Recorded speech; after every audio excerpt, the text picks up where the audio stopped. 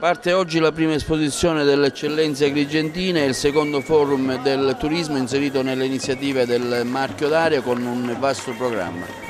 Sì, è un vasto programma di 5 giornate, inizia oggi con l'inaugurazione alla presenza dell'assessore regionale Rosenfeld, dopodiché proseguiremo per i giorni successivi con diversi convegni, seminari, workshop, educational e iniziative varie per fare in modo che i nostri imprenditori, i nostri operatori del turismo, sia quelli profit che no profit, si possano incontrare, discutere e programmare la propria produzione turistica. È un'occasione unica perché spesso ci incontra al di fuori del territorio per parlare di sviluppo turistico, invece questa è un'occasione per incontrarsi nel territorio e fare in modo che si possa finalmente fare sistema per la promozione e la costruzione del nostro prodotto turistico. Abbiamo grandi risorse, ma abbiamo un risultato turistico in termini di fatturato tutto sommato deludente rispetto ad altre regioni. Quindi bisogna coalizzarsi ed incontrarsi per parlare di questo. Iniziative come queste quanto possono favorire lo sviluppo e la coesione?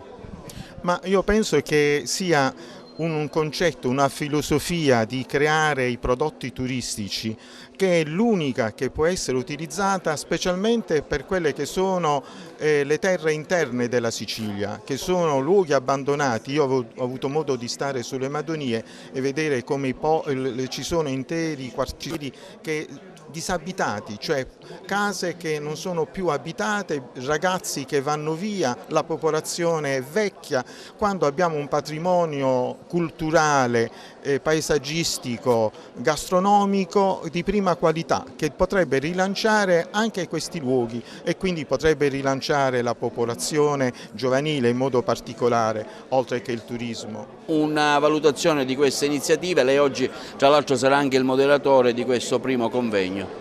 Innanzitutto l'iniziativa odierna è lodevole per il semplice fatto che il Libero Consorzio è stato attivo subito, ha recepito il progetto portato avanti dalla Unione Europea perché dà la possibilità di valorizzare il nostro territorio, in particolare i prodotti, incrementando il turismo come si deve. È un'esperienza formidabile che bisognerebbe valorizzare ulteriormente e farla diventare stanziale, una cosa seria, ben fatta. Devo farci il plauso a chi ha organizzato, al Consorzio dei Comuni ex provincia, al dottore Contino in particolare che su questa iniziativa ha profuso un impegno davvero considerevole e dico che diciamo, è un buon inizio, una bella esperienza che va sicuramente nella direzione giusta. Oggi si parla tanto di coesione territoriale, credo che sia l'anticamera di ogni politica di sviluppo seria ben messa, cioè le cosiddette buone